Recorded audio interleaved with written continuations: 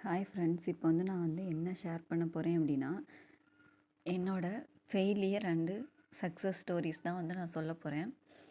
என்ன சொல்கிறது, என்னோட ஜேர்னி வந்து எப்போ ஸ்டார்ட் ஆச்சு அப்படின்னா 2019 ஸ்டார்ட் ஆச்சு. நான் வந்து ஏன் இந்த வீடியோ போடுறேன் அப்படின்னா, இப்போ வந்து யாராச்சும் வந்து என்ன சொல்கிறது, 1 ஆர் 2 பீப்புள்ஸ், நிறைய பேர்லாம் வேண்டாம். ஒரு ஒரு 2 பேர் இப்போ ஸ்டார்ட் பண்ணுறவங்களா இருக்கட்டும், இல்லைன்னா ஆல்ரெடி படிச்சுட்ருக்கிறவங்களா இருக்கட்டும், அந்த மாதிரி வந்து யாரோ ஒருத்தர் 2 பேர்னாச்சுக்கு வந்து சரி இந்த அக்கா மாதிரி நம்மளும் விடாமல் படிக்கணும், விடாமல் படித்தா நம்மளும் கிளியர் பண்ணிடலாம் அப்படிங்கிற ஒரு ஒரு ஒரு தாட் வரும்ல. ஃபீல்ட் அவுட் ஆகக்கூடாது அப்படின்னு சொல்லி நினைக்கலாம்ல. அதனால் மட்டும்தான் நான் ஷேர் பண்ணுறேன். மிச்சப்படி எனக்கு வேறு எதுவுமே இல்லை.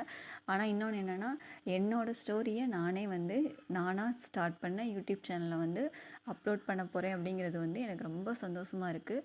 அதுவும் இல்லாமல் 2019 காத்துக்கிட்டு இருந்த ஒன்று வந்து எனக்கு கிடச்சிருச்சு அப்படிங்கிறப்போ அதை வந்து என்னால் வந்து எக்ஸ்ப்ரெஷன் பண்ணவே முடியலை. லிட்ரலி வந்து ரிசல்ட் அன்னைக்கு வந்து ஃபுல்லாக வந்து டியர்ஸ் தான். அவ்வளோ ஹாப்பினஸ்ஸு. என்ன சொல்கிறதுனா, 2019 ஆக்சுவலாக வந்து நான் ஃபஸ்ட்டு வந்து காலேஜ் வந்து பிஎஸ்சி மேக்ஸ் முடித்தேன். ஓகேவா. அதாவது எப்படி ஃபீல்டுக்குள்ளே வந்தேன், எப்படி சக்ஸஸ் ஆச்சு, அதை மட்டும் தான் சொல்ல போகிறேன். இந்த வாட்டி கொஷின் பேப்பர் எவ்வளோ கஷ்டங்கிறது எல்லாருக்குமே தெரியும். ஆனால் என்ன சொல்கிறதுனா, அந்த கொஷின் பேப்பரில் உண்மையை சொன்னால் நிறைய பேர் வந்து நல்லா படிச்சிருக்கிறவங்க, அந்த மாதிரி என்ன மாதிரி வந்து நிறைய பேர் வந்து போன டைமில் நிறைய மார்க்கு போட்டவங்க வந்து வெளியில் போயிருக்காங்க. அதாவது அவுட் ஆஃபில் போயிருக்காங்க, கட் ஆஃபை விட்டு வெளியில் போயிருக்காங்க. அதுக்கு என்ன ரீசன்னா வந்து அவங்களாம் என்ன சொல்கிறது, அந்த டைம் அவங்களுக்கு கை கொடுக்கல, அந்த 3 மணி நேரம் கை கொடுக்கல அப்படின்னு தான் சொல்ல முடியுமே தவிர, அவங்களோட எஃபர்ட் வந்து உண்மையிலே 100% அவங்க வந்து எஃபர்ட் போட்டிருக்காங்க. அவங்க வந்து உண்மையிலே வந்து அவங்க படித்ததுக்கான அவங்க வந்து விட்டு போயிடக்கூடாது. ஃபீல்டுக்குள்ளேயே இருந்தாங்கன்னா கண்டிப்பாக ஏதோ ஒரு நாள் வந்து அவங்களுக்கான சக்ஸஸாக வந்து அமையும். ஓகே, சரி, நான் வந்து ஷார்ட்டாக முடிச்சிடுறேன், ரொம்பலாம் வேண்டாம். ஓகேவா. ஃபஸ்ட் வந்து 2019 வந்து நான் வந்து உள்ளே வந்தேன்னா என்ன சொல்கிறது, காலேஜ் முடித்தேன். காலேஜ் முடிக்கிறதுக்கு முன்னாடியே எனக்கு வந்து ஒரு அக்கா கைட் பண்ணாங்கன்னா வந்து இது பண்ணு அப்படிலாம் கிடையாது. நான் விளையாட்டாக போய் டைப்பிங் இன்ஸ்டியூட் சேர்ந்தேன். எதனாலனா, எனக்கு டைமிங் போர் அடிச்சிச்சு. அப்போ காலேஜ் படிக்கிறப்போ சுத்தமாக சொன்னால் டைமிங் வந்து எனக்கு ரொம்ப போர் அடிச்சிச்சு. சரி, டைப் ரைட்டிங் கிளாஸ் போகலாம், இந்த எக்ஸாமுக்கு யூஸ் ஆகுன்னு எனக்கு அப்போ தெரியவே தெரியாது. டைப் ரைட்டிங் கிளாஸ் போகலாம் அப்படின்னு சொல்லிட்டு சும்மா போய் சேர்ந்தேன். அப்போ அங்கே படிக்கிறப்ப தான் ஒரு அக்கா இருந்துட்டு என்னை வந்து ஒரு ஃப்ரீ கிளாஸ் விருதுநகரில் வந்து சார் எடுப்பாங்க, மாரிமுத்து சார்னு சொல்லிட்டு ஒரு சார் எடுப்பாங்க. அவங்கள்ட்ட வந்து நீ வா, சும்மா வா, ஒன்றும் பண்ண வேண்டாம், சண்டே மட்டும் வந்து என் கூட மட்டும் வா அப்படின்னு தான் சொல்லி கூப்பிட்டு போனாங்க. காலேஜ் படிக்கிறப்போ இது லிட்ரலி எப்போனா ஒரு 2018-17 அந்த மாதிரி, college second year third year அந்த மாதிரி டைமில். அதுக்கப்புறம் வந்து காலேஜ் 2019 முடித்ததுக்கப்புறம் சரி எக்ஸாம் தான், நம்ம படிக்க போகிறோங்கிற ஒரு மைண்டு மட்டும் இருந்துச்சு. ஏன்னா நான் வந்து அப்போ டைப்ரைட்டிங் முடிச்சிட்டேன். 2019 பீரியட்லேயே வந்து சிஓஏவும் முடிச்சிட்டேன். அது வந்து வேறு ஸ்டோரி. ஷார்ட் ஹேண்ட் படிக்க போய் ஷார்ட் ஹேண்ட் வந்து அங்கே வந்து இன்ஸ்டியூட் சரியில்லை. அதனால் என்ன பண்ணிட்டேன்னா, சரி வந்ததுக்கு ஒரு ப்ரோஜனம்னாச்சும் இருக்கணும்னு சொல்லிட்டு சிஓஏ பக்கம் போய் அதனாச்சுக்கு முடிச்சு வச்சிட்டேன். அது வரைக்கும் சந்தோஷம். அதனாச்சும் முடிச்சிட்டேன். அதுக்கப்புறம் என்ன சொல்கிறது, 2018 காலேஜ் முடித்தேன். காலேஜ் முடிச்சுட்டு எனக்கு வந்து எக்ஸாம் தான் ப்ரிப்பேர் பண்ணணுன்னு இருந்தேன். 2 மாதம் தான் டைம் இருந்துச்சு. அடுத்து எக்ஸாமு. சும்மா கிளாஸ் அட்டன் பண்ணியிருக்கேன். சும்மானா சண்டே போய் வந்து உட்காந்துருப்பேன். அங்கே சார் படிக்க சொல்கிறத படிக்க மாட்டேன். ஆனால் படிச்சிருந்தா அப்போயே கண்டு என்ன ஒழுங்காக பண்ணியிருப்பேனோ என்னமோ தெரில. ஆனால் நல்லா பண்ணியிருப்பேன். ஆனால் என்ன சொல்கிறது, படிக்க மாட்டேன் நான். சார் சொல்கிறத நோட்ஸாக மட்டும் எடுத்து வச்சுட்டு ஒன்றுமே பண்ண மாட்டேன். அதை வச்சு கண்டுக்கவே மாட்டேன். ஓகேவா. 2019 முடிச்சதுக்கப்புறம் தான் ஃபீல்டு அப்படின்னு சொல்லி டிஎன்பிசி ஃபீல்டுக்குள்ளே நுழைஞ்சேன். அப்போ ஃபஸ்ட்டு எக்ஸாம் நடந்துச்சு. ஃபஸ்ட் எக்ஸாம் வந்து 2 மாதம் தானே, சும்மா எப்படி படித்து எழுதிருப்போன்னு உங்களுக்கே தெரியும். அது போச்சு. அதுக்கப்புறம் வந்து நான் ஃபீல்டுக்குள்ளே வந்தேன்னா என்னமோ தெரில, இது மாதிரி நிறைய பேர் பாதிக்கப்பட்டிருப்பீங்க. கொரோனா வந்துச்சு, லாக்டவுன் போட்டாங்க. அப்படியே அந்த பீரியட் அப்படியே, அதாவது கொஞ்சம் பாதி உள்ளே போயிருந்தேன்னா கூட எனக்கு அதை பற்றி வந்து ஃபுல்லாக தெரிஞ்சிருக்கும். கொரோனாவை யூஸ் பண்ணிக்கலாம் கூட தெரிஞ்சிருக்கும். அப்போ தானே காலேஜ் முடிச்சுட்டு வந்திருக்கேன். ஒரு நல்ல கொரோனா டைம், அதாவது நல்ல லீவ் கிடைக்கி அப்படிங்கிறப்போ அது என்ன சொல்கிறது, அது எனக்கு காலேஜ் மைண்ட் செட்லேயே அந்த கொரோனா அப்படியே ஓடிருச்சு. அதுக்கப்புறம் 2022 எக்ஸாம் அனௌன்ஸ் பண்ணாங்க. அப்போயும் ஆனால் கொஞ்சம் கொஞ்சம் படிச்சுட்டு தான் இருந்தேன். ஓகேவா. 2022 எக்ஸாம் அனௌன்ஸ் பண்ணாங்க. 6 மாதத்துக்கு முன்னாடி நோட்டிஃபிகேஷனுக்கு முன்னாடியே வந்து நான் ஸ்டார்ட் பண்ணேன். ஸ்டார்ட் பண்ணுறப்போ ஃபஸ்ட்டு வந்து நான் படித்து கொடுத்த அட்டம்ப்ட்னா இதுதான்.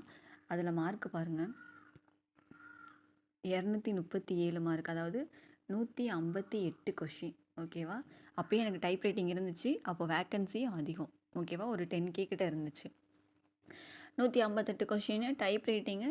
சரி, ஓகே, பார்க்கலாம் என்ன பண்ணலான்னு, என்ன ஆகுதுன்னு பார்க்கலான்னு சொல்லிட்டு இருந்தேன். ஜேஏ கண்டிப்பாக கிடைக்காது, எல்லாருக்கும் தெரியும். ஓகேவா? டைப் ரைட்டிங்கில் 1760. அந்த டைமில் எனக்கு முன்னாடி டே வரைக்கும், அதாவது 159 கொஷின் போட்டவங்க வரைக்கும் டைப் ரைட்டிங்கில் கிடச்சிச்சு. ஓகேவா? அன்னைக்கு எனக்கு கவுன்சிலிங் வந்துருந்துச்சு. ஆனால் கவுன்சிலிங் போகிறதுக்கு மொதல் நாள் வந்து ஈவினிங் வந்து மெசேஜ் வந்துச்சு, பிசி சீட்டு பிசி ஜென்ரல் எல்லாம் ஃபில் ஆயிருச்சு, நீங்கள் வந்து வர வேண்டாம் கவுன்சிலிங் ஹாலுக்கு அப்படின்னு சொல்லி மெசேஜ் வந்துருச்சு. சரியான அடி. படித்து கொரோனா 2 வருஷம் அப்படியே போய் 2022 எக்ஸாமு 1 மார்க்கில் போச்சு. சரி, ஓகே. வீட்டில் என்ன சொன்னாங்கன்னா, சரி படி அப்படின்னு சொல்லி திரும்ப டைம் கொடுத்தாங்க. இல்லைன்னு சொல்லலை, திரும்ப டைம் கொடுத்தாங்க. அப்போ வந்து டைம் கொடுத்தாங்க. திரும்ப நம்மளுக்கு எப்போ 2024 வந்து வந்துச்சு. ஓகேவா? இப்போது 2022லேருந்து திரும்ப 2024 தான் எக்ஸாம் வந்துச்சு. அப்போ எக்ஸாம் எவ்வளோ லேட்டாக வந்திருக்குன்னு பாருங்கள். இந்த 5 வருஷத்தில் 2024 எக்ஸாம் வந்துச்சு. அந்த எக்ஸாம் என்ன பண்ணேன்னா, நல்லா தான் படிச்சுட்டு இருந்தேன்னா கொஞ்ச நாள் கேப் போட்டேன். எதனால் அந்த கேப்னா, வேக்கன்சி இன்க்ரீஸ் பண்ண சொல்லி வந்து ரொம்ப வந்து கேட்டுட்ருந்தோம். அதனால் அந்த சைடு போனதுனால நான் புக்கை தொடரதே விட்டுட்டேன். அந்த டைமில் வந்து எனக்கு வந்து ஒரு கேப் விழுந்துருச்சு. அதுக்கப்புறம் வந்து புக் எடுத்தேன். அந்த வருஷம் 2024 குரூப் 4ல் வந்து 241.50. எத்தனை மார்க் அப்படின்னா, எத்தனை கொஷின் அப்படின்னா 161 கொஷின் வந்து கரெக்டாக போட்டிருந்தேன். 161 கொஷின் போட்டிருந்தேன். அப்போ வந்து என்ன சொல்கிறது, அப்போ வந்து வேக்கன்சி கம்மி. ஏன்னா ஃபாரஸ்ட்டோடு இருந்துச்சுல்ல, இப்போ போன குரூப் 4 தானே, அவங்க எல்லாருமே தெரிஞ்சிருக்கும், ஃபாரஸ்ட்டோடு இருந்துச்சு. இந்த மார்க்குக்கெலாம் வந்து கிடைக்காது. ஆக்சுவலாக எத்தனை மார்க்கு கிடச்சிச்சு அப்படின்னா 163 மார்க்கு கிடச்சிச்சு. அப்போ ஃபஸ்ட் எக்ஸாமில் என்னாச்சு, டைப் ரைட்டிங்கில் 1 மார்க்கில் போச்சு. அதுக்கடுத்து என்னாச்சுன்னா 2 மார்க்கில் போச்சு. அவ்வளோதான். அதுக்கப்புறம் என்ன பேசுவாங்கன்னு தெரியுமே. இப்போ நம்ம வந்து போனாலே வந்து ஆமாம், பொண்ணுங்களை படிக்க வச்சு என்ன செய்ய, அதுக்கப்புறம் வந்துட்டு இவ்வளோ நாள் வச்சுட்ருக்காங்க, பேரண்ட்ஸை போட்டு வந்து அப்படி தாக்குவாங்க. பேரண்ட்ஸு வீட்டில் உள்ளவங்க எல்லார்ட்டையும் வந்து கேட்பாங்க. அது என்ன சொல்கிறது, தலைமுறை வாழ்க்கை மாதிரி தான் இது. ஒரு சர்டிஃபிகேட் கோர்ஸ்னால் கூட நம்மளுக்கு அவ்வளோ தெரியாது, ஏன்னா நம்மளுக்கு படித்ததுக்கான சர்டிஃபிகேட் வந்துடும். இது வந்து எப்படின்னா, நம்ம படித்து பாஸ் ஆனால் தான் அதோட வேல்யூவேவும், இல்லைனா வந்து அந்த வேல்யூ 0 ஆக்கி பேசுகிறவங்க தான் நிறைய பேர் இருக்காங்க.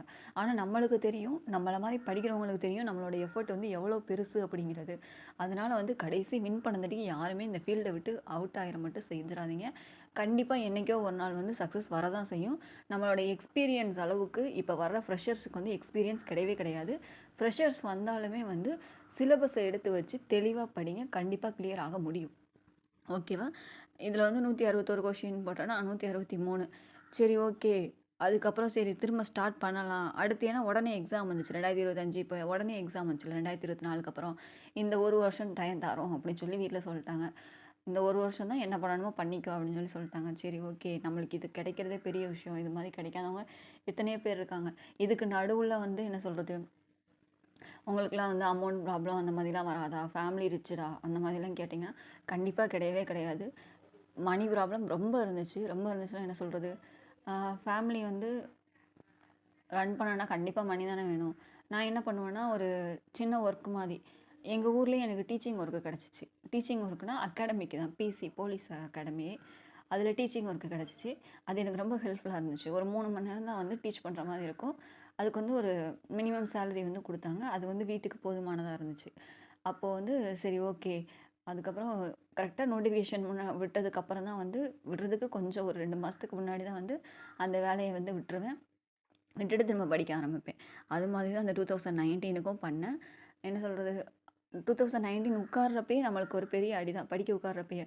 என்னென்னா சிலபஸை ஃபுல்லாக மாற்றிட்டாங்க. சிலபஸை ஃபுல்லாக மாற்றினது மட்டும் இல்லை, இந்த இந்த இந்த ரிசல்ட்டில் பாருங்கள் என்னோடய மார்க்கை.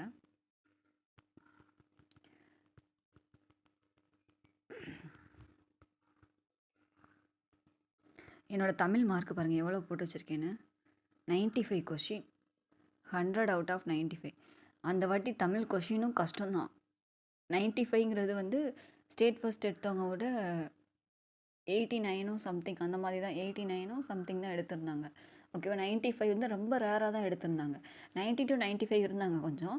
95 ரொம்ப ரேரு. 95 ப்ளஸ் யாருமே கிடையாது அந்த அந்த குரூப் 4ல், அதாவது 2024ல் நடந்த குரூப் 4ல். தமிழ் எப்படி இருந்துச்சு நம்மளுக்கே தெரியும். அதுக்கப்புறம் தான் சிறப்பு தமிழுக்குள்ளே போக ஆரம்பித்தாங்க அந்த குரூப் 4லேருந்து. அது எல்லாமே நம்மளுக்கு தெரியும்ல. அந்த 95 போட்டிருக்கேன். அதுக்கடுத்து என்ன பண்ணிட்டாங்க, சிலபஸ் என்ன பண்ணிட்டாங்க, டோட்டலாக மாற்றிட்டாங்க. எனக்கு எது எதெல்லாம் தமிழில் வராதோ அதெல்லாம் சிலபஸில் வச்சுருந்த மாதிரி இருந்துச்சு. இப்போ என்ன சொல்கிறது, எனக்கு லகர வராது அந்த மாதிரி வந்து நிறைய இருக்குது. எது எதெல்லாம் வராதோ சந்திப்பில் எல்லாருமே வராது.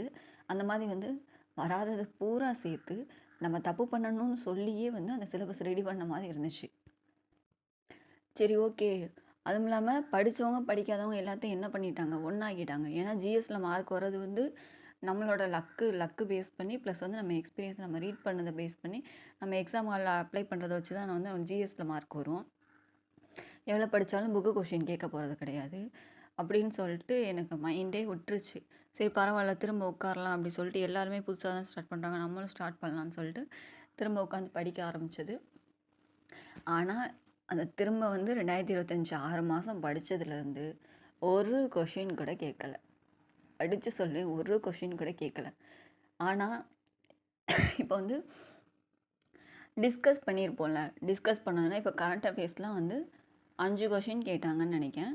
அந்த 5 கொஷினுமே எனக்கு ரைட்டு. எப்படின்னா, இப்போ வந்து நான் வந்து யார்கிட்ட ஒருத்தவங்கள்ட்ட ஏதோ ஒன்று டிஸ்கஸ் பண்ணியிருப்பேன்ல, ஃப்ரெண்ட்ஸ்கிட்ட, என் கூட படித்தவங்கள்ட்ட நான் டிஸ்கஸ் பண்ணியிருப்பேன்ல, அந்த கொஷின் மட்டும்தான் கேட்டிருந்தாங்க.